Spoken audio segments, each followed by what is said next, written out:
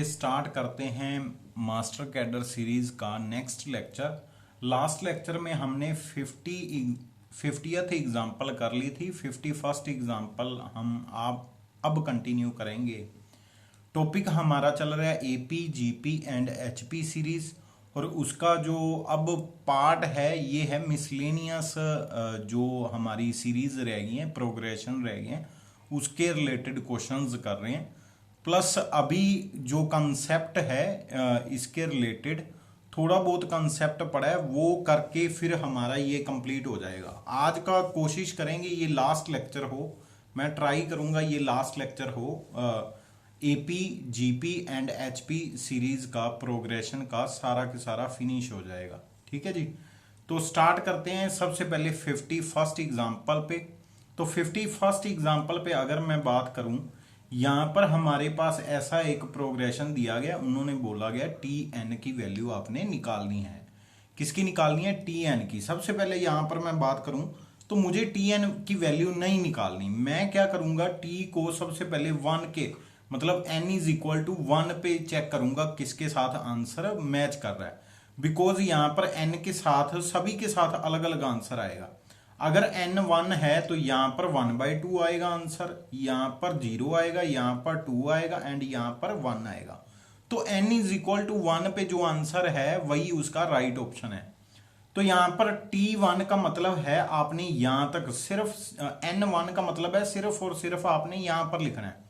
तो ये आ गया 1² माइनस t1 इक्वल टू, यहां पर n की जगह पे क्या लिखना है? 1 लिखना है। अगर n की जगह पे 1 लिखोगे तो क्या आ गया? 0 आ गया। इक्वल टू 0 आ गया तो t1 का आंसर कितना आ गया? 1। तो ये खत्म हो गया क्वेश्चन। ये n इसका आंसर होगा, बिकॉज यहां पर 1 इज इक्वल टू पे 1 बन रहा है। ठीक है जी, प्रॉपर सोल्व करना है तो ये आप मेथड लगा सकते हो, ये वाला मेथड जो लिखा हुआ है, जो मैंने करवाया है बेस्ट मेथड है, ये थोड़ा ध्यान रख लेना। नेक्स्ट मूव करते हैं 52nd नंबर एग्जाम्पल पे। तो ये वाली एग्जाम्पल का जो आंसर होता है वो क्या है, यहां पर सबसे पहले मैं एक फॉर्म आपको बता दूं। उस फॉर्म में अगर आपके पास आंसर निकालना हो तो कैसे निकालोगे? अगर यहां पर देखना ये वाली ऐसी मेरे पास सीक्वेंस है, ये है हमारे पास 1/3 इंटू 7, ठीक है जी, प्लस 1/7 इंटू, यहां पर जो गैप है वही गैप यहां पर है, यहां पर 11 आ जाएगा। फिर 1/7 इंटू 11 इंटू 15, ऐसे करके हमारे पास सीरीज है, और ये up to so on infinite term तक चल रही है। ठीक है, जब भी हमारे पास ऐसी कोई टर्म्स हों, एक एपी हो, सपोज मेरे पास एपी है, ये एपी पता कौन सी है? 3, 7, 11, 15, देन 4 ऐड करेंगे तो 19, देन 4 ऐड करेंगे 23। तो अगर आगे टर्म्स लिखूं ना तो मेरे पास पता क्या आएगी? नेक्स्ट टर्म आएगी 15 इंटू 19, फिर नेक्स्ट आएगी 19 इंटू 23। अगर मेरे पास सपोज मैंने इसका आंसर फाइंड करना होता, इसका क्या फाइंड करना है? आंसर। तो आपने सिंपली आंसर पता कैसे राइट करना है? सबसे पहले आपने एक ब्रैकेट लगानी है। ये जो फर्स्ट टर्म है, ये जो फर्स्ट टर्म है और ये जो लास्ट टर्म है, ये दोनों आपने देखनी है। इस फर्स्ट टर्म का हाईएस्ट जो होगा वो कट कर देना है, और लास्ट टर्म का जो लोएस्ट होगा वो कट कर देना है। ठीक है, और यहां पर क्या करना है? उन दोनों की माइनस। पता चल गया क्या क्या क्या करना है? हाईएस्ट लोएस्ट दोनों कट कर देने हैं, और बचा जो वो लिख लेना है और उनकी माइनस कर देनी है। और साथ में डिवाइड क्या करना है? 1/1 में क्या लिखना है? ये कितनी टर्म्स यहां पर बची हैं? ये एक टर्म है तो यहां पर 1 से डिवाइड करोगे। साथ में आपने इस सीक्वेंस का जो डिफरेंस आया है वो आपने साथ में डिवाइड करना है।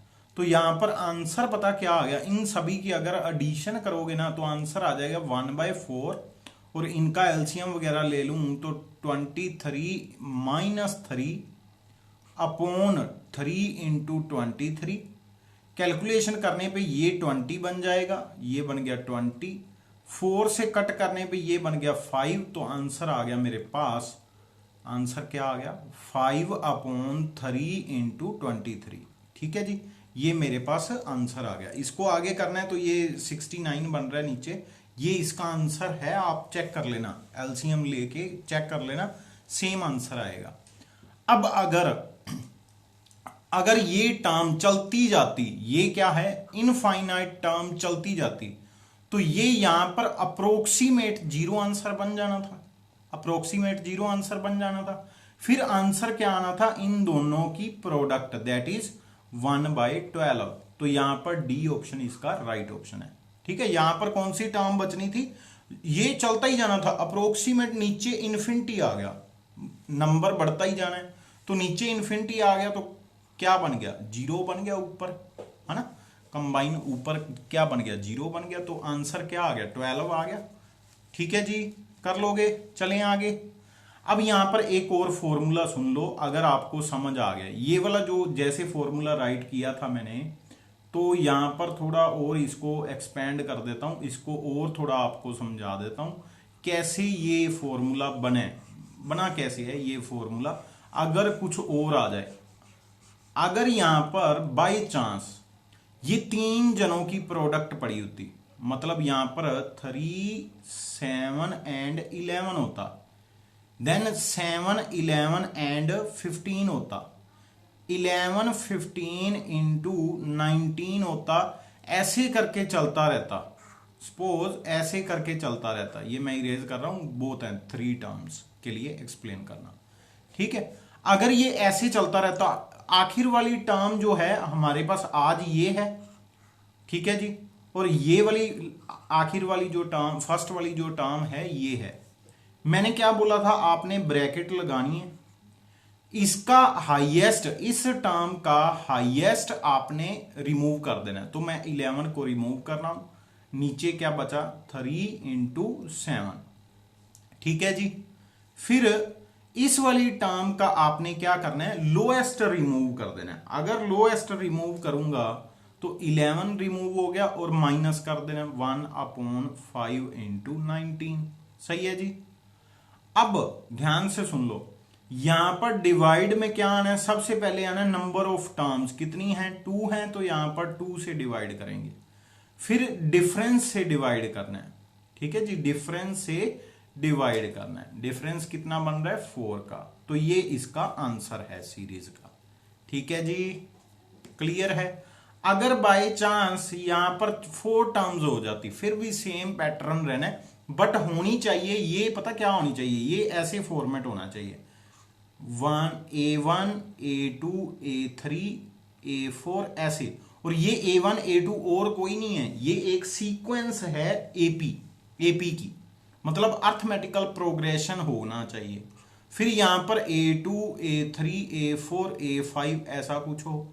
ठीक है, जब भी ये वाला पैटर्न हो, यहां पर 5 भी एक साथ आ सकते हैं, कोई चक्कर नहीं है वो, बट पैटर्न जो मैंने समझाया कैसे करना है तो वो आप ध्यान रख लेना। सबसे पहले ब्रैकेट लगानी है, ये ब्रैकेट लगा के फिर आपने फर्स्ट टर्म उठानी है, फर्स्ट टर्म का लास्ट वाला कट कर देना है, फिर लास्ट वाली का फर्स्ट टर्म कट कर देना, मतलब लास्ट वाली का स्मॉलेस्ट कट कर देना है, फिर जो बचा उन दोनों की माइनस कर देना है। फिर यहां पर देखना नीचे कितनी टर्म्स हैं, 2 टर्म्स हैं, तो 2 से डिवाइड, साथ में डिफरेंस से मल्टीप्लाई डिवाइड करना है ना। ठीक है जी, डिफरेंस क्या है एपी का, डी हो जाएगा, ट्रिक पता चल गई। और अगर बाय चांस ये इनफाइनाइट मैनी टाइम चलता रहता तो ये टर्म 0 हो जानी थी और ये हमारा आंसर हो जाना था। ठीक है जी, कर लोगे, आई होप आपको समझ आ गया होगा। मैं आगे मूव करता हूं थोड़ा,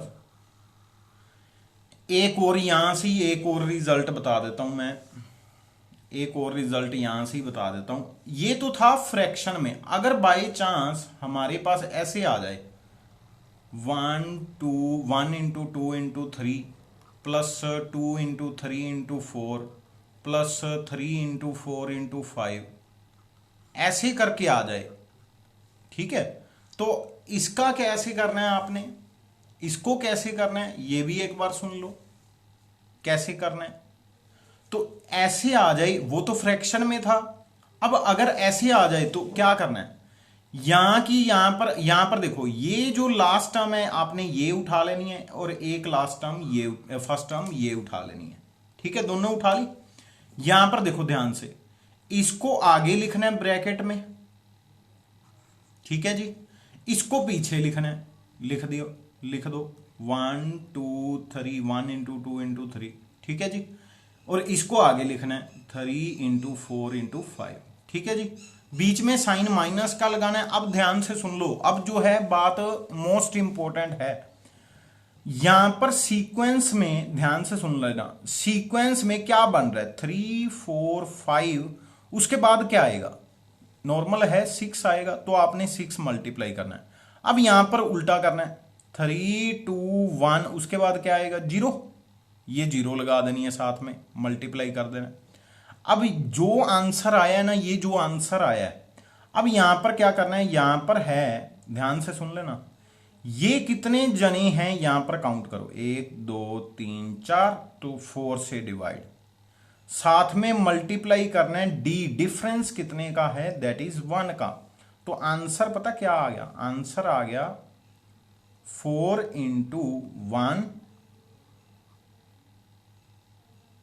एक सेकेंड, सही बन रहा है क्या, 4 इंटू 1, और यहां पर कितना आ गया, ये तो 0 ही बन गया है ना, ये 0 बन गया, यहां पर बन गया 3 इंटू 4 इंटू 5 इंटू 5 इंटू 6, 4 से 4 डिवाइड हो गया, 5 6 जा 30, 33 जा 90, ये 90 बन गया। चलो ये तो बात क्लियर होगी, ये आंसर क्या बन रहा है 90 बन रहा है। अब यहां पर कैलकुलेट कर लो, यहां पर भी कैलकुलेट करके चेक कर लो, यहां पर 6 बन रहा है, देन यहां पर क्या बन रहा है 6 4 जा 24, ये 30 हो गया, चेक कर लो। फिर यहां पर चेक करो, ये कितना बना 20, 22 3 जा 60, टोटल चेक करो, अब ये भी 90 बन गया। ठीक है जी, फॉर्मूला समझ आया या नहीं, एक बार दोबारा वीडियो देख लो अगर फॉर्मूला नहीं समझ आया, बैक करके कैसे करना है, चलो मैं फिर भी बता देता हूं। लास्ट वाली टर्म यहां पर, फर्स्ट वाली टर्म यहां पर, सीक्वेंस का एक टर्म एक्स्ट्रा, सीक्वेंस की एक डिक्रीजिंग वाली टर्म एक्स्ट्रा, ठीक है। फिर यहां पर क्या करना है, जैसे उसमें किया था, काउंट करने हैं कितनी टर्म्स हैं, 4 हैं तो 4 से डिवाइड, साथ में डिफरेंस से डिवाइड, डिफरेंस कितने का था सीक्वेंस में 1 का, ठीक है जी। ये फॉर्मेट है, आपका आंसर आ गया, ठीक है जी, कर लोगे। अब चलते हैं नेक्स्ट फॉर्मूले पे, नेक्स्ट क्वेश्चन पे। क्वेश्चन मैंने पहले ही बता दिया, सारा आंसर बता दिया, अगर आपको समझ आ गया तो। यहां पर देखो ये क्या है 1 2 3, देन 2 3 4, देन आगे चल रहा है, लास्ट टर्म क्या आएगी, यहां पर मैं लिख लेता हूं थोड़ा सा, ए फर्स्ट 1 है तो लास्ट टर्म n से स्टार्ट होगी, n 1 2, यहां पर देखना फर्स्ट टर्म 1, फिर सेकंड टर्म में स्टार्टिंग में 2, तो nth टर्म में स्टार्टिंग में n होगा, ये एक ज्यादा है, फिर ये उससे ज्यादा है एक, तो साथ में क्या होगा n प्लस 1 और n प्लस 2, सही है जी, ठीक है। ये मेरे पास टर्म्स हैं, ये लास्ट टर्म है, ये वाली लास्ट टर्म है, ये वाली फर्स्ट टर्म है, तो मैंने अभी फॉर्मूला पढ़ा है, उस फॉर्मूले के अकॉर्डिंग मुझे क्या उठाना है, मुझे उठानी है सबसे पहले लास्ट वाली टर्म, उसको रखना है आगे, तो यहां पर मैं आगे लिखूंगा n plus 1, then n plus 2, फिर फर्स्ट वाली टर्म उठानी है, उसको रखना है लास्ट पे 1 2 3, ब्रैकेट लगा देनी है, ब्रैकेट लगा दी, इस सीक्वेंस का एक extra that is n plus 3, इस सीक्वेंस का एक डिक्रीजिंग में एक्स्ट्रा, वो भी मल्टीप्लाई में, बीच में साइन ऑफ नेगेटिव, साथ में क्या करना है 1 अपॉन, काउंट करो कितने हैं 1 2 3 4, 4 से डिवाइड, साथ में डिफरेंस, अगर मैं डिफरेंस देखूं 1 और 2 में डिफरेंस क्या है 1 का, तो ये 1 आ गया। ये 1 2 3 के लिए नहीं है, ये एपी के लिए है, अगर A1 A2 A3 A4 ऐसे कुछ आ रहा है, फिर आगे आ रहा है A2 A3 A4 A5, ऐसे टर्म्स आ रही हैं, तो ऐसे वाली टर्म्स के लिए ये फॉर्मूला है जो मैंने बताया, एक बार अपनी नोटबुक पे कैसे करना है वो जरूर राइट कर लेना। तो ये तो जीरो बन गया, ये जीरो बन गया, ये तो कहानी खत्म होगी। बाकी देख लो यहां पर आंसर सी ऑप्शन ही बन रहा है, चेक कर लो ध्यान से। 4 टर्म्स आनी है, बाकी किसी में 3 दी गई हैं, किसी में, हाँ बाकी सभी में 3 दी गई हैं, यहां पर 4 टर्म्स आनी है। ठीक है जी, तो सी ऑप्शन राइट ऑप्शन है। ट्रिक भी बता देता हूं, अगर आपसे कुछ नहीं हो रहा तो आप n को 1 पुट करके देख लो, n को 2 पुट करके देख लो, डायरेक्ट आंसर आ जाएगा। n को 1 पुट करने पे आंसर कितना बनना चाहिए, 6 पुट करके देख लेना कहां पर 6 बन रहा है। अगर 2 ऑप्शन है तो फिर 2 पुट करके मतलब इन दोनों का सम निकाल लेना। ठीक है जी, कर लोगे, चलें आगे। चलो जी, जो आज का टॉपिक है, ये टॉपिक जो है ये मोस्ट इंपॉर्टेंट टॉपिक है, इसमें से 2 मार्क्स का पेपर आता है, मैं पहले ही बता देता हूं जो अभी करने जा रहे हैं। 2 मार्क्स का अप्रोक्सीमेट पेपर आता है, कभी कभी 2 क्वेश्चन आ जाते हैं, कभी कभी तीनों ही इसी में डाल देते हैं। 3 से 4 क्वेश्चन आते हैं, तो कभी कभी तीनों ही क्वेश्चन इसी में से होते हैं। ठीक है,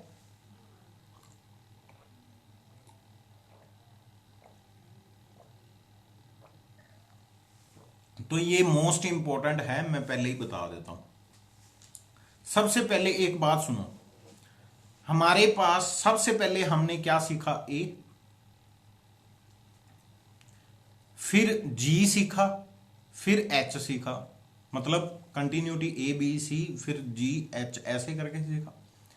अब सबसे पहले जो सीखा वो सबसे बड़ा है, जो उससे बाद सीखा वो उससे बड़ा है। देन समझ आ गया कैसे याद किया मैंने। ये पता क्या है, ये है अर्थमेटिकल मीन, ये है ज्योमेट्रिकल मीन जीएम, ये है एचएम। ये तीनों का एक रिलेशन बता दिया गया। कभी कभी पूछते हैं ये तीनों का रिलेशन क्या है, ठीक है, वहां पर ऑप्शन होती है। तो अगर कोई 2 नंबर हैं मेरे पास, कोई 2 नंबर हैं या कभी भी कोई 2 नंबर हैं, उनका अगर अर्थमेटिकल मीन निकालेंगे तो सबसे बड़ा आएगा, फिर ज्योमेट्रिक मीन निकालेंगे वो उससे छोटा आएगा थोड़ा, फिर अगर उन्हीं नंबर का हार्मोनिक मीन निकालेंगे तो वो सबसे छोटा आएगा। ये रिजल्ट आपने कभी भी भूलना नहीं है। और ये तीनों कब इक्वल आते हैं, ये तीनों या 2 कब इक्वल आएंगे, तो जब A and B both are equal हो जाएंगे।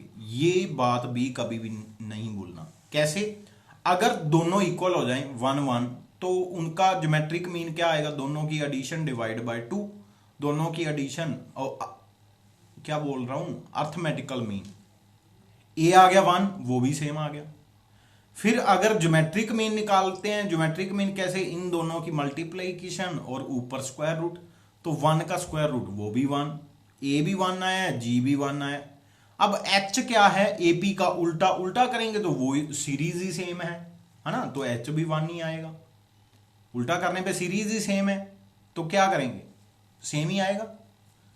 हार्मोनिक मीन करके देख लो अगर प्रॉब्लम है तो तीनों इक्वल कब आते हैं, जब ए बी दोनों इक्वल हों। ठीक है, मतलब इक्वलिटी अगर मैं बोल दूं A equal to G equal to H है, तो पक्का वहां पर क्या है, ए बी दोनों इक्वल हैं। ठीक है जी, एक ये क्वेश्चन डायरेक्ट आ जाता है, A B are equal, then arithmetical mean, geometrical mean and harmonic mean are equal. If A G H are equal then A B are equal, both ways implies है, थोड़ा ध्यान रख लेना। ठीक है जी, चलें आगे। अब नेक्स्ट एक रिजल्ट है, कुछ रिजल्ट हैं जो पेपर में डायरेक्ट पूछते हैं। नेक्स्ट एक रिजल्ट है, अगर मैं पूछ लूं A arithmetical mean, G geometric mean and harmonic mean में एक रिलेशन क्या है, तो वो रिलेशन पता क्या है, इन दोनों की मल्टीप्लीकेशन इसके स्क्वायर के इक्वल है। ठीक है, या ऐसे बोल दो इन दोनों की मल्टीप्लीकेशन, अगर इन दोनों का ज्योमेट्रिक मीन निकालोगे ना वो और कुछ नहीं आएगा, जी ही आएगा। ऐसे भी बोल सकता हूं ए एच का ज्योमेट्रिक मीन कैसे निकालते हो, ऐसे करके, वो क्या आएगा और कुछ नहीं, जी ही आएगा। तो a into H is equal to क्या होता है, जी स्क्वायर। ये याद कर लो, ये मोस्ट इंपॉर्टेंट रिजल्ट है। कभी कभी क्या देते हैं, कोई नंबर का ए अर्थमेटिकल मीन दे देते हैं, ज्योमेट्रिकल मीन दे देते हैं, और आपको बोल देते हैं एच निकालो।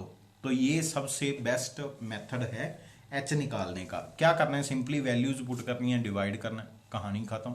वैसे एच निकालने के लिए आपकी जान निकल जाएगी, पहले ए बी सी निकालते फिरोगे। ठीक है, तो ये दो रिजल्ट जो हैं सबसे मोस्ट इंपॉर्टेंट रिजल्ट हैं, ये वाले दो, एक ये वाला और एक ये वाला, इनको स्टार लगा लेना। ठीक है जी, ये मोस्ट इंपॉर्टेंट रिजल्ट हैं। और एक ये भी ध्यान रख लेना, इक्वालिटी कब होल्ड करती है। अगर पॉसिबल हुआ तो यही पेपर में आंसर होगा, मतलब क्वेश्चन भी यही होगा डेफिनेटली। बहुत हद तक चांस है यही क्वेश्चन इसका इस बार पेपर में आएगा। ठीक है जी, तो इंपॉर्टेंट है जो रिजल्ट बताए हैं, तो ये थोड़ा ध्यान रख लेना। यहां पर ये रिजल्ट वही लिखे हुए हैं, एक रिजल्ट यहां पर लिखा हुआ है ये वाला, और ये जो मैंने बताया है, एंड देन ये वाला। यहां पर कैलकुलेशन करके भी बताई गई है, अगर करके देखना चाहते हो करके देख लेना, यही आएगा। ठीक है, अब यहां पर अगर मैं बोल दूं ए एंड बी दो नंबर्स हैं, उसकी आप क्या बनाओ, इक्वेशन बनाओ। तो आप पता कैसे बनाओगे, X square minus sum of this number that is A plus B, है ना, साथ में X plus product of this number A B. अगर मैं ए एंड बी का अर्थमेटिकल मीन ए निकालूं तो ए पता क्या होता है, A plus B divided by 2। It means A plus B का नेम पता क्या आ गया, ए प्लस बी का आंसर आ गया 2 इंटू ए। तो यहां पर मेरे पास वैल्यू पता क्या आ गई, 2 इंटू ए, 2 इंटू ए। और अगर मैं प्रोडक्ट ऑफ, अगर मैं ज्योमेट्रिक मीन निकालूं इसका जी, तो जी क्या होता है, इन दोनों की प्रोडक्ट का स्क्वायर रूट। इन दोनों की प्रोडक्ट का स्क्वायर रूट करूंगा तो ए बी का स्क्वायर रूट आ गया। तो जी पता क्या आ गया, जी आ गया square root of A B, ये आ गया, है ना। और इसका स्क्वायर करेंगे तो ए बी जी स्क्वायर आ गया। सही है जी, ये इक्वेशन याद होगी आपको, ये इक्वेशन याद होगी। अगर कोई दो नंबर हैं, अगर कोई दो नंबर हैं आपके पास और उनका arithmetic mean and geometric mean given है, तो वो किस इक्वेशन के नंबर्स हैं, तो वो इस इक्वेशन के नंबर हैं। ठीक है, मतलब वो नंबर किसके रूट्स हैं, तो वो इस इक्वेशन के रूट्स हैं। अगर इसके कोई रूट्स पूछ ले तो वो क्या आएगा, ए एंड बी। ठीक है, जिसका अर्थमेटिकल मीन यहां पर पड़ा हुआ है और ज्योमेट्रिकल मीन यहां पर पड़ा हुआ है। ठीक है जी, ठीक है, चलिए आगे। और अगर वो पूछ ले नंबर क्या है, तो इसके नंबर यहां पर पड़े हुए, ये वाले दो नंबर आएंगे। कैसे करोगे, ए प्लस माइनस के स्क्वायर रूट ए स्क्वायर माइनस जी स्क्वायर। सिंपली आपने एक्स के कोफिशिएंट का हाफ लिखना है, एंड ये जी यहां से लिखना है। ठीक है जी, प्रोडक्ट का स्क्वायर रूट लिखना है।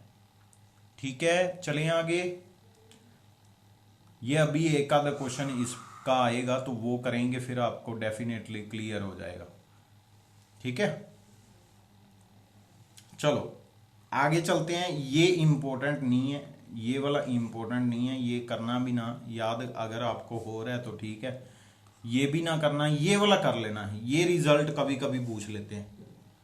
एक ये रिजल्ट क्या है, रिजल्ट मैं बता देता हूं। कहते ए बी दो नंबर हैं, बीच में उसके दो अर्थमेटिकल मीन ऐड कर दिए। A1 A2 याद है हमने किए थे, n तक ऐड करने आते हैं हमें।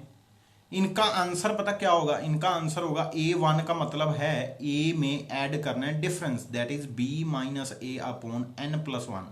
n+1 यहां पर n क्या है, n हाईएस्ट है 2, तो 2 + 1 दैट इज 3, तो ये आ गया 3। ठीक है जी, A1 का आंसर। फिर A2 के लिए यहां पर क्या है, अगर मैं कैलकुलेट करूं तो क्या बनेगा, तो कैलकुलेट करें तो क्या बनेगा भाई, क्या बनेगा। यहां पर मैंने कुछ गलत तो नहीं किया, यहां पर 2 आना है या 3 आना है, मुझे बताओ। सही है? नहीं, डिफरेंस आएगा तो हाँ, n+1 आता होता था तो यहां पर 3 आएगा, और अगर a2 है तो यहां पर a+2 टाइम डिफरेंस है ना, ये दो आ गए a1 एंड a2। ठीक है जी। अगर a1 a2 आ गए, सिमिलरली वो कहते हैं g भी निकालो, तो g1 g2 अगर ab के निकालें तो वो भी कुछ आएंगे है ना, तो ऐसे कोई g1 g2 भी आएंगे, g1 g2 भी आएंगे। सिमिलरली h1 एंड h2 भी कुछ आएगा आंसर, जो हमने फॉर्मूले किए हुए थे वहीं से निकालने का मेथड है। तो इन सभी में रिलेशन पता क्या है, इन सभी में रिलेशन क्या है, एक सेकेंड, इन सभी में रिलेशन क्या है, ये रिलेशन है, ये अगर दो नंबर हैं तो ये रिलेशन है, ये वाला रिलेशन आपको याद करना पड़ेगा। कैसे करोगे, ये आप पे है, ये रिलेशन आपको याद करना पड़ेगा। सीरीज एक बार जरूर लिख लेना, ठीक है। कैसे याद करना है फिर भी मैं कोशिश करता हूं आपको याद करवाने की। यहां पर क्या है, हमने क्या किया था, एक सेकेंड,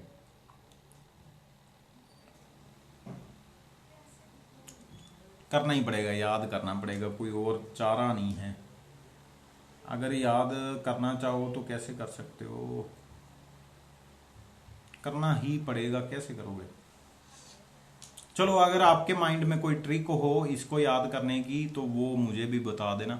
मैं तो ऐसे ही करवा सकता हूं, इन दोनों की प्रोडक्ट आनी है डिवाइडेड बाय इन दोनों की प्रोडक्ट आनी है, इन दोनों का प्लस आना है डिवाइडेड बाय इन दोनों का प्लस आना है। ठीक है जी, मैं तो ऐसे ही करवा सकता हूं, बाकी आप मुझे बताना कैसे आपने किया याद। तो ये इंपॉर्टेंट है रिजल्ट, ये इंपॉर्टेंट है रिजल्ट, ठीक है, ये इंपॉर्टेंट है। तो आगे चलते हैं, दो रिजल्ट और इंपॉर्टेंट है, बाकी कुछ नहीं इंपॉर्टेंट। एक ये वाले दो रिजल्ट, एक रिजल्ट एक और आगे है, ठीक है। ये वाले रिजल्ट क्या है, अगर कोई नंबर, ये भी करने की जरूरत नहीं है, छोड़ दो, ये भी दो छोड़ दो।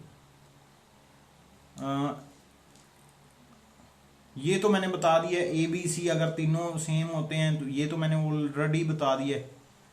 अगर कोई तीन टर्म्स सेम हैं तो उनका अर्थ में एपी एंड जीपी सेम कब होगा, जब तीनों टर्म्स इक्वल हैं। मैंने बताया था अगर सीक्वेंस कांस्टेंट होती है तो उन सभी पे एपी जीपी सारे क्या होते हैं, equal. AP GP and HP होता है क्या, एचपी होगा नहीं, एचपी में उल्टा करना होता है। अगर कोई कांस्टेंट सीक्वेंस है 2 कर दिया तो एचपी उल्टा हो गया ना, 1/2 1/2 1/2, सीक्वेंस इक्वल नहीं होगी। अगर दो सीक्वेंस इक्वल हैं तो वो क्या है, ए बी सी इक्वल होंगे। अगर एचपी भी इक्वल है, अगर कभी बोल दे एचपी भी इक्वल है तो ए बी सी तीनों इक्वल तो होंगे और इक्वल टू 1 होंगे, याद रख लेना, ठीक है। ये भी एक रिजल्ट ऐड कर देना साथ में, ठीक है जी। अब कंटिन्यू करते हैं, इसके और रिजल्ट हैं जो वो वाले कंटिन्यू कर लेते हैं। अब ध्यान से सुनो, मेरे पास कुछ टर्म्स हैं, जैसे मैं बोल देता हूं एपी की टर्म्स हैं या एचपी की टर्म्स हैं, तो वो टर्म्स का एक रिलेशन होता है A1 A2 A3। अगर मैं 3 टर्म्स यहां पर लिख देता हूं या 5 लिख देता हूं, ध्यान से सुन लेना, यहां पर मैं 5 टर्म्स लिख देता हूं, अगर ध्यान से सुन लो, अगर उसका आप अर्थमेटिकल मीन निकालते हो तो वो क्या आएगा, इन दोनों की एडिशन डिवाइडेड बाय 2 है ना, इन दोनों की एडिशन डिवाइडेड बाय 2, तो वो पता क्या आएगा, A3 आएगा। वो क्या आएगा, A3 आएगा, अगर ये नंबर्स क्या हैं, ओड हैं, ठीक है।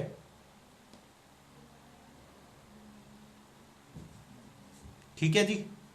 और अगर इसका जीएम भी पूछ लें, ज्योमेट्रिकल मीन भी पूछ लें, वो भी और कुछ नहीं, वो भी सेम ही आएगा, नहीं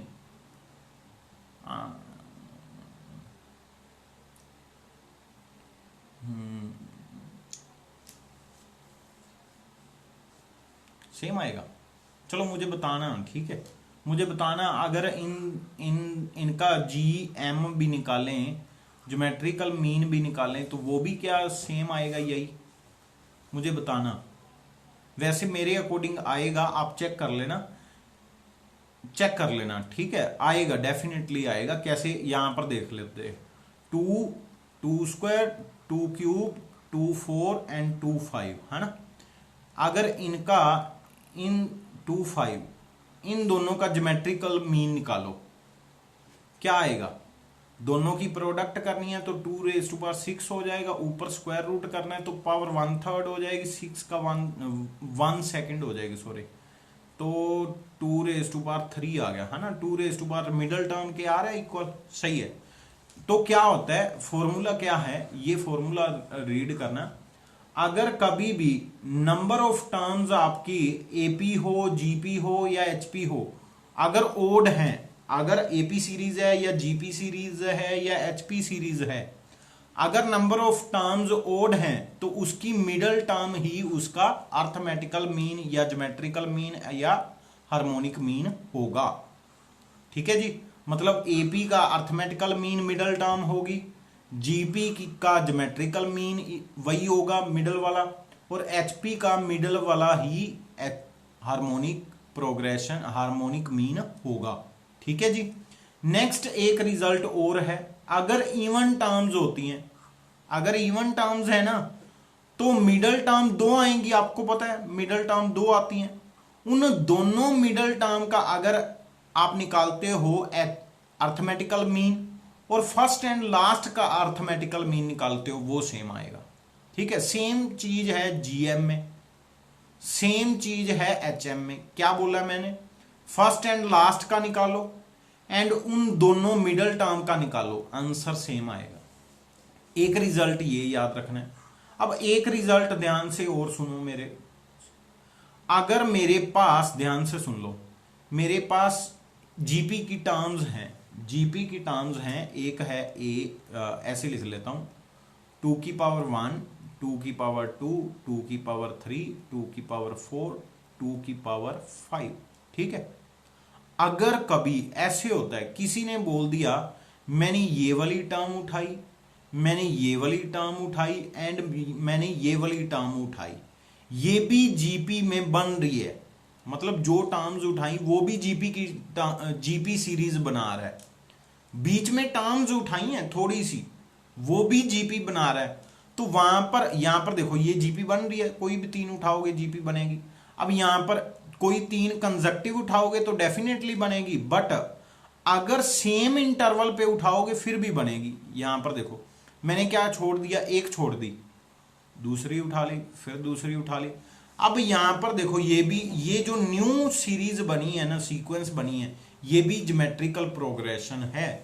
रेशो क्या बन गई, 2:2 रेशो बन गई, सही है। अब ध्यान से एक बात सुनो, इसमें फर्क क्या होता है, ये जो पावर होती है ना, ये जो पावर होती है, ये अगर ये वाली पावर, ये पावर क्या है, पोजीशन है उसकी, फर्स्ट पोजीशन, सेकंड पोजीशन, अगर उसकी पोजीशन एपी में है, मतलब अगर मैं बोल रहा हूं pth term, qth term and rth term are in GP, GP में है, तो ये पी क्यू आर डेफिनेटली किसके होंगे, एपी के होंगे, अदरवाइज सेम नहीं आएगी, ठीक है जी। तो पी क्यू आर डेफिनेटली किसके होंगे, एपी के। यहां पर क्या लिखा हुआ है, कहते जीपी की कुछ टर्म्स उठाई आपने, कौन सी, एक पीएथ उठाई, एक क्यूएथ उठाई और एक आर्थ उठाई, तो मैं ऐसे बोल देता हूं, क्या बोल देता हूं, एक एपी उठा लिया, एक ए क्यू उठा लिया, एक ए आर उठा लिया, ये भी जीपी में है। अगर ये भी जीपी में है, इसका स्क्वायर करोगे ए स्क्वायर क्यू, है ना, स्क्वायर किया है, ये 2 मल्टीप्लाई हो जाता है, इक्वल आएगा ए पी, ए की पावर पी इंटू ए की power Q, it means base same power add करो तो 2q is equal to P plus Q बन रहा है। तो ये किसमें बनता है, अगर पी क्यू किसमें हो, एपी में हो, अगर पी क्यू किसमें हो, एपी में हो, फिर ये चीज बनती है, ठीक है जी। चलिए आगे। अब यहां पर एक कुछ रिजल्ट हैं और सुन लो, रिजल्ट हैं, जस्ट पेपर में क्या होता है पेपर में कभी कभी डायरेक्ट चीज याद आ जाती है। ये रिजल्ट हमने पढ़ लिया, ये हमने ऑलरेडी कर रखा है, और इसमें मैंने ऐड कर दिया। अगर बोल दें एज वेल एज HP, अगर बोल दें तो ABC इक्वल तो होगा और ये इक्वल टू 1 होगा, ठीक है। अगर साथ में HP भी बोल दें, यहां पर नहीं बोला तो तीनों इक्वल हैं, 1 के इक्वल नहीं भी होएगा, चलेगा। अगर मैं बोल दूं यहां पर मेरे पास एक नंबर है, ठीक है, उसकी पावर AP सीरीज कर दो, मतलब 1 2 3 कर दो, या ऐसे कर दो 1 3 5 कर दो। तो मैं ऐसे कर देता हूं 1 3 5, ठीक है। अब ध्यान से देखो क्या किया है, पावर AP कर दी, ये GP में बन गया, चेक करो ध्यान से, GP में बन गया, सीरीज सेम है, रेशो सेम है, चेक कर लो, GP में बन गया। तो कभी भी कोई AP है उसको किसी की पावर में कर दें तो वो किस में बन जाती है, GP में। मैंने पहले भी ये रिजल्ट आपको बताए हुए हैं, ठीक है। ये याद कर लेना, रिजल्ट पेपर में हेल्प करेंगे, पता नहीं कहां से कहां कैसे यूज हो जाए। चलिए आगे, चलो जी आगे चलते हैं कुछ क्वेश्चंस पे। सबसे पहले arithmetical mean, geometrical mean, harmonic mean two positive numbers का इक्वल है। अरे यार सारे इक्वल दे दे, सारे इक्वल कब पॉसिबल है, जब नंबर्स इक्वल हो। तो ए ऑप्शन, नंबर्स इक्वल हैं। ये क्वेश्चन बहुत बार आया हुआ है पेपर में, ये राजस्थान के पेट में आया हुआ है, वैसे भी बहुत आता है, चेक कर लेना।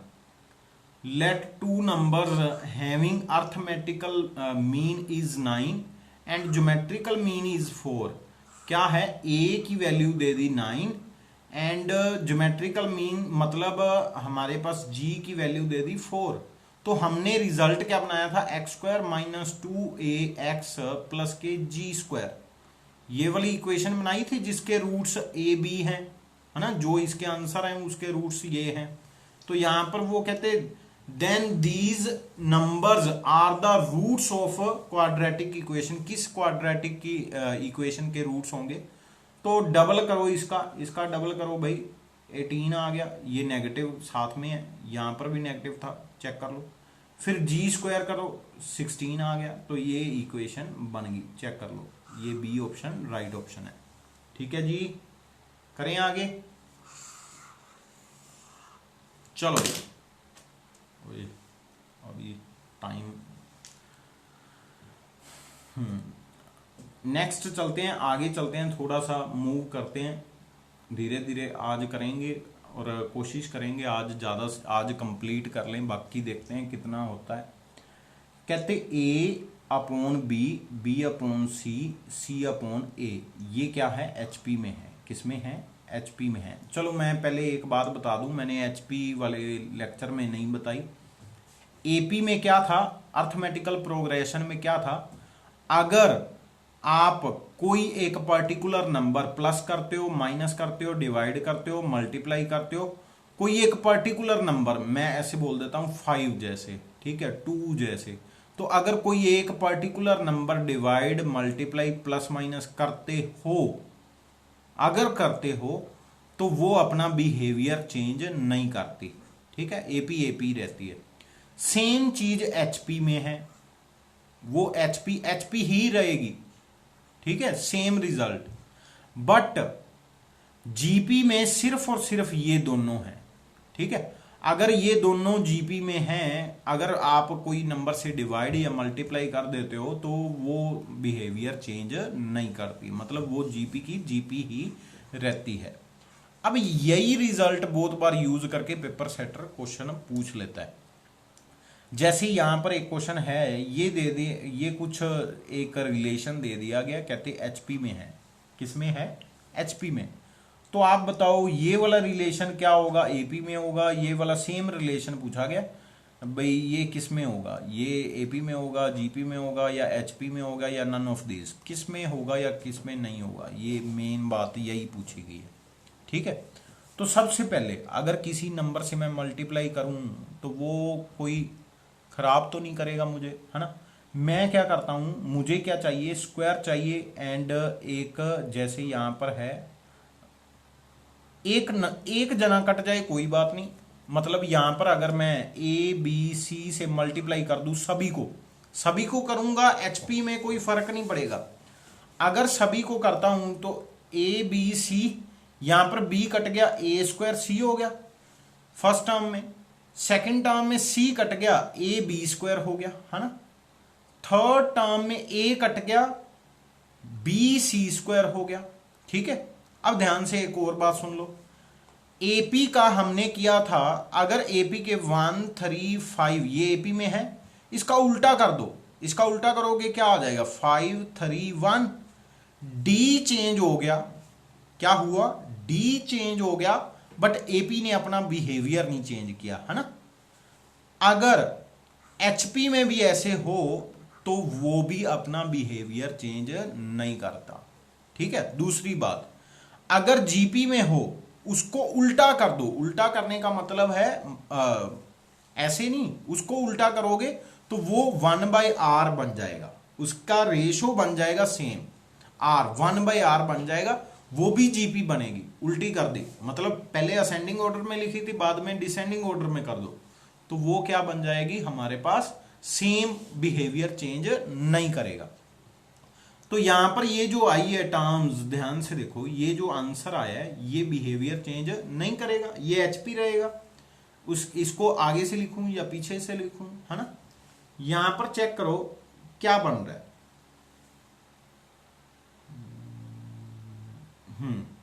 यहां पर देखो कुछ बन रहा है मेरे पास, ये टर्म ऐसी नहीं कुछ बन रही, एक सेकेंड, ये मेरे पास क्या है, ये बन रही है एचपी, है ना, ये एचपी बन रही है, मैंने एबीसी से मल्टीप्लाई किया, एचपी यहां पर कहां पर है, ये रही, ये फर्स्ट टर्म तो सेम नहीं है ना, लास्ट के इक्वल है, तो ये तो प्रॉब्लम होगी, इसको छोड़ दो। अब इसको उल्टा कर दो, इन तीनों को उल्टा कर दो, उल्टा करेंगे एपी में बन जाएगा बी अपॉन ए, सी अपॉन बी, ए अपॉन सी, है ना, ये किस में बन गई, एपी में बन गई। अब एबीसी मल्टीप्लाई करो क्या बनता है, अब एबीसी मल्टीप्लाई करेगा तो ए कट जाएगा तो बी स्क्वायर सी हो जाएगा, बी कट जाएगा सी स्क्वायर ए हो जाएगा, ये यहां पर सी कट गया ए स्क्वायर बी हो गया, है ना। और ये एपी में है, ये किस में है, एपी में, एपी कहां पर लिखा हुआ है, ये लिखा हुआ। अब यहां पर देखो मैच कर रहा है, या तो असेंडिंग में मैच करे या डिसेंडिंग में मैच करे। बी स्क्वायर सी फर्स्ट टर्म है, नहीं है, बी स्क्वायर सी लास्ट टर्म है, सेकंड ये वाली है, सही है, लास्ट ये वाली है, सही है, तो ये मेरे पास क्या आ गई, एपी सीरीज आ गई। ठीक है जी, सही है, चलिए आगे, चलो जी,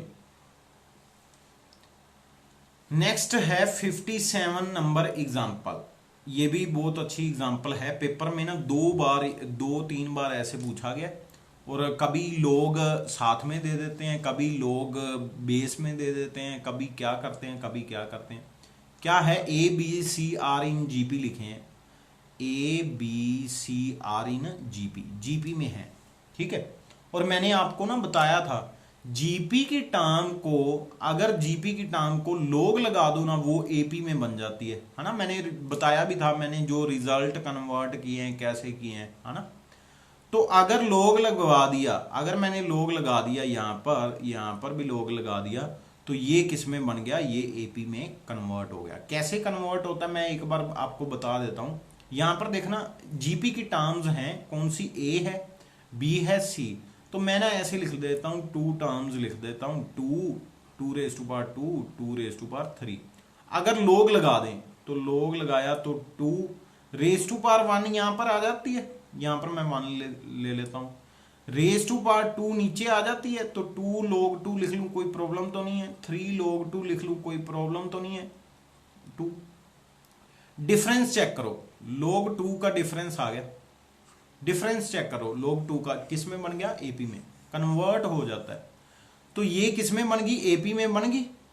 अब जैसे ये एपी में बनी, अगर इसको मैं उल्टा कर दूं, अगर मैं उल्टा कर दूं, ये किस में चली जाएगी, जी एपी से एचपी में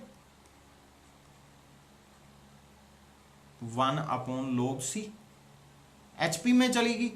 और एचपी में कोई भी नंबर आप मल्टीप्लाई कर सकते हो, एचपी में कोई भी नंबर आप मल्टीप्लाई कर सकते हो। तो यहां पर देखना, ये जो फॉर्मूला होता है इसको फॉर्मूले को कन्वर्ट करें तो ऐसे है log x upon log a, देन है log x upon b, log x upon log b, फिर है log x upon log c। ठीक है जी, क्या मल्टीप्लाई हुआ है, log x मल्टीप्लाई किया है, log x log x log x, फर्क नहीं पड़ना, बिहेवियर तो चेंज होना नहीं, एचपी रहेगा। तो सी ऑप्शन इसका राइट ऑप्शन है। ठीक है जी, हो जाएगा। अगर नहीं हुआ ना तो ऐसे पता क्या करना, सिंपली ए बी सी की जगह पे 2⁻1 2⁻2 2⁻3 पुट करके चेक कर लेना एचपी बन रही है या क्या बन रहा है, चेक कर लेना, हो जाएगा, क्वेश्चन ही हो जाएगा। जैसे भी करोगे ये वाला फॉर्मूला आपको लगाना पड़ेगा, बाकी आपका आंसर आ जाएगा। ठीक है, चलिए आगे। नेक्स्ट जो टॉपिक है वो है, नेक्स्ट जो एग्जांपल्स हैं वो जो मैंने रिलेशन बताए हैं उन्हीं रिलेशन पे हैं, उनमें से ये एक है, हमने एक रिलेशन किया था उनमें से, वो क्या था, किया था अगर दो टर्म्स हैं उनके बीच आप a1 a2 निकालते हो, g1 g2 निकालते हो, h1 h2 निकालते हो, है ना, h1 h2 निकालते हो, तो फॉर्मूला क्या था, g1 इंटू g2 की product divided by h1 into h2 की प्रोडक्ट इक्वल आएगा a1 प्लस a2 की product divided by h1 plus h2 की प्रोडक्ट, a1 प्लस a2 की product divided by h1 plus h2 की product. ये वाला formula हमने किया है, अभी किया है जस्ट, जब मैंने आपको बोला है भाई इसका कोई फॉर्मेट बने तो मुझे भी बता देना। ठीक है जी, तो यहां पर देखना एज ए रिजल्ट पूछा गया, कहते अगर arithmetical mean and geometrical mean harmonic mean between two quantities A and B है ना, तो उस दोनों की product divided by h1 h2, कभी ऐसे भी लिख सकते हैं h1 h2 upon g1 g2।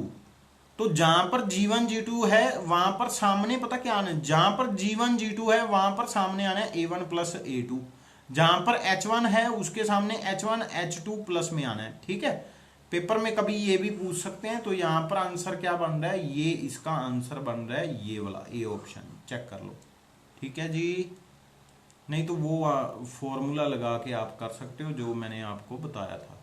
ठीक है, a1 का फिर a2 का, उससे g1, इससे g1 निकालना हो तो सिंपली प्लस को मल्टीप्लाई, माइनस को डिवाइड, और डिवाइड को पावर में, ये वाला डिवाइड स्केलर को पावर में, तो ये बन जाना था g1 और ये बन जाना था g2।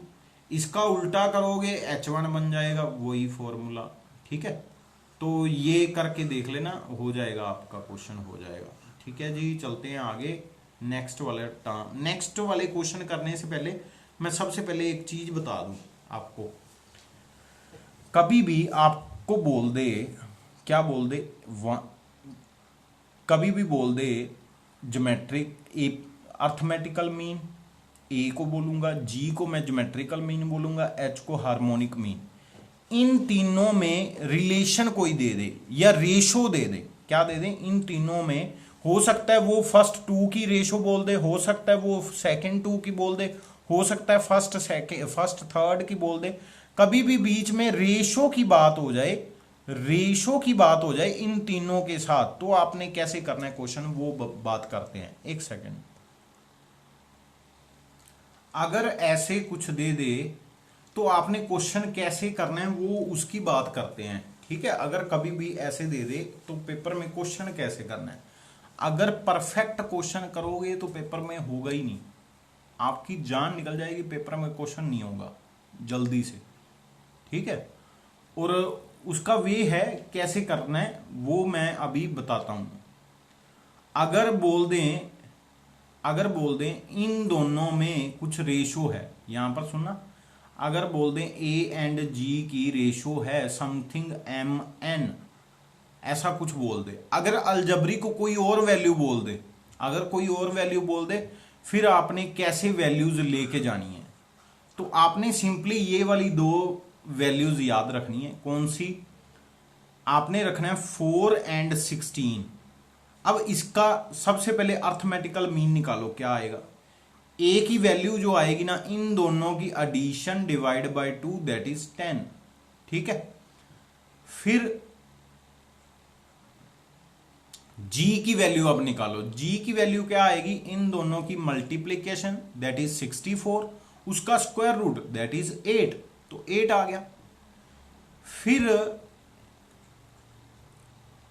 हार्मोनिक मीन निकालो, वो क्या आएगा? इन दोनों की कैसे करते हो?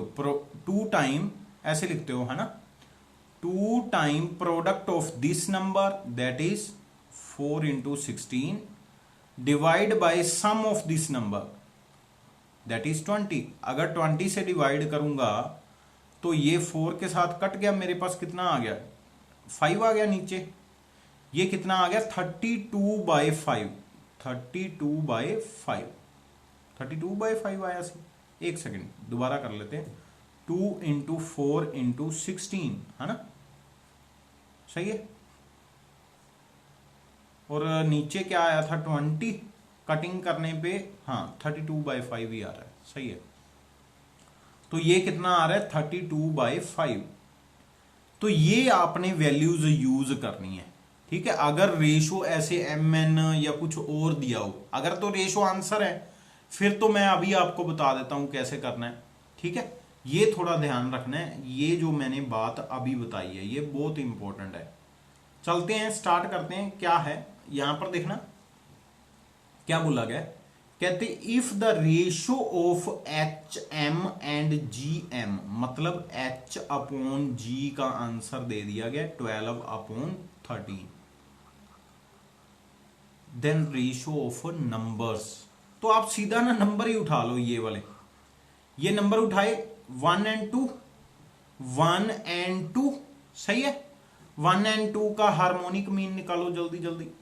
हार्मोनिक मीन क्या आएगा? आपको पता ही है, आता है आपको, मुझे मालूम है। क्या करना है? Harmonic mean is equal to 2 time इन दोनों की product that is 2 divide by इन दोनों का सम दैट इज 4/3 आ गया, ठीक है।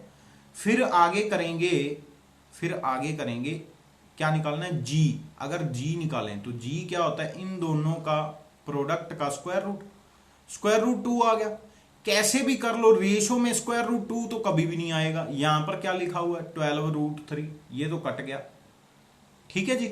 अब इसको छोड़ो, इसको छोड़ दिया, अब इसको उठा लो 2 3। सबसे पहले ज्योमेट्रिक मीन निकालो, ज्योमेट्रिक मीन निकालो। कारण पता क्या है? अगर ज्योमेट्रिक मीन यहां पर भी स्क्वायर रूट में बन रहा है, अगर यहां पर भी बन रहा है, फिर भी वो भी नहीं सोल्व होने वाला। तो ज्योमेट्रिक मीन क्या आएगा? स्क्वायर रूट ऑफ इन दोनों की प्रोडक्ट दैट इज 6। यहां पर ये स्क्वायर रूट, ये भी नहीं सोल्व होने वाला। तो यहां पर तो स्क्वायर रूट गिवन नहीं है ना, स्क्वायर रूट फ्रैक्शन के साथ कभी भी नहीं कटता, तो यहां पर स्क्वायर रूट तो गिवन नहीं है, इट मीन्स ये भी आंसर नहीं है। फिर यहां पर देखो, यहां पर इनका करके देख लेते हैं। यहां पर 3 आ गया, यहां पर 4 आ गया, 12 का स्क्वायर रूट भी सोल्व नहीं होने वाला। 12 का 4 हो जाएगा, 2√3 हो जाएगा, √3 तो फिर भी नहीं गया। एच में तो फ्रैक्शन आने हैं, रूट स्क्वायर रूट तो आना ही नहीं है, तो ये भी प्रॉब्लम है, ये भी कहानी प्रॉब्लम कर गई। तो इसका आंसर क्या है? None of this. और इसका आंसर जो आया ना, चेक करो, उसका ज्योमेट्रिक मीन निकालो। अगर ज्योमेट्रिक मीन 9 और 9 4 का ज्योमेट्रिक मीन निकालोगे, प्रोडक्ट करोगे, स्क्वायर रूट करोगे, 36 दैट इज 6 आ रहा है ना। स्क्वायर रूट सोल्व होगा तभी आंसर 12/13 आएगा, अदरवाइज नहीं, ठीक है जी। तो यहां पर तो अपने आप सोल्व ही हो गया। नेक्स्ट क्वेश्चन में करते हैं। नेक्स्ट क्वेश्चन क्या है, यहां से भी थोड़ी बहुत आपको प्रैक्टिस हो जाएगी। कहते A arithmetical mean is greater then the geometric mean by 2।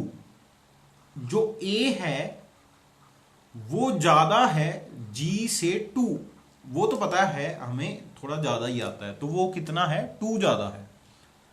अब कौन से वो नंबर पॉसिबल हैं, the ratio of number is 4 and, ratio क्या है, 4 एंड 1 है, उनकी रेशो क्या है, 4 एंड 1 है। तो मुझे बताना है कौन सा ज्योमेट्रिक मीन ऐसे, कौन सी वैल्यू बीच में ऐसी है जिसका arithmetical mean and geometrical mean निकालने पे आंसर जो आता है उनमें 2 का डिफरेंस आता है। तो इसका ज्योमेट्रिकल मीन निकाल लेते हैं 4 एंड 1 का। 4 एंड 1 का क्या निकालना है, अर्थमेटिकल मीन क्या आएगा, दोनों की एडिशन डिवाइड बाय 2, 5/2 आ गया, ठीक है। और इन दोनों की प्रोडक्ट का स्क्वायर रूट करेंगे तो वो आ जाएगा मेरे पास 2, और दोनों में गैप 1/2 का है, कहानी खत्म, ये तो होगा नहीं। इसको चेक कर लेते हैं, ये तो भाई स्क्वायर रूट में बन जाएगा, चेक कर लो। अर्थमेटिकल मीन दोनों का प्लस डिवाइड बाय 2, और इन दोनों की मल्टीप्लीकेशन चेक कर, नहीं बन रहा, चलो चेक कर लेते हैं क्या बनता है। दोनों का प्लस डिवाइड बाय 2, 15/2 आ गया, है ना, अर्थमेटिकल मीन। दूसरा निकालेंगे दोनों की प्रोडक्ट, 3 से करेंगे 36, 6 आ गया। तो यहां पर दोनों को माइनस करेंगे, 3/2 का डिफरेंस आ रहा है, चेक कर लो, ठीक है जी। तो ये भी नहीं आ रहा, सी का चेक कर लो, 16 एंड 4 के बीच अगर मैं अर्थमेटिकल मीन की बात करूं तो वो 10 आ रहा है शायद, चेक कर लो, 10 आ रहा है, दोनों की एडिशन डिवाइड बाय 2। और अभी 4 एंड 16 का मैंने अभी करवाया था, ज्योमेट्रिकल मीन 8 आएगा, दोनों में डिफरेंस क्या आ गया, 2 का। तो सी ऑप्शन इसका राइट ऑप्शन है। चलिए आगे। अब देखो ये वाला जो कंसेप्ट है ना, यहां पर लगेगा जो मैंने आपको बताया, कभी कभी क्वेश्चन ऐसे आ जाते हैं तो करना पड़ेगा। कहते A M and H M, मतलब ए एंड एच की रेशो दे के गए हैं, क्या दे गए हैं, m/n, ठीक है, ये दे गए। अब कहते हैं नंबर्स की रेशो आपने बताना है, नंबर्स की रेशो आपने बताना है, ये आपका काम है। कहते अब आपने पता क्या करना है, पहले नंबर उठाओ, कौन से, 4 एंड 16, ठीक है। फिर यहां पर इसके मैंने वैल्यूज लिखवाई थी, क्या आई थी, जो ए आता है वो आता है 10, जी आता है वो आता है 8, जो एच आता है वो आता है 32/5, हमने याद किया था, है ना, ये वाली वैल्यूज आती हैं। इनकी रेशो बनाओ, इनकी रेशो A/H अगर करें, ए की वैल्यू है मेरे पास 10 डिवाइडेड बाय 32, 5 घूमकर ऊपर चला जाएगा, है ना, ऐसे नहीं जाएगा, घूम के जाएगा, है ना। तो 50 आ गया, ऊपर कटिंग करने से मेरे पास क्या आ गया, ऊपर 5 बच गया, नीचे 16। तो m की वैल्यू पता क्या होगी, m की वैल्यू होगी 25 एंड n की वैल्यू होगी 16। और इन दोनों की माइनस पता क्या है, m-n की वैल्यू पता क्या है, दैट इज 9। और अगर स्क्वायर रूट कर दें, अगर स्क्वायर रूट कर दे सभी का, तो क्या आ गया, इसका आ गया 5, इसका आ गया 4 और इसका आ गया 3, सही है जी।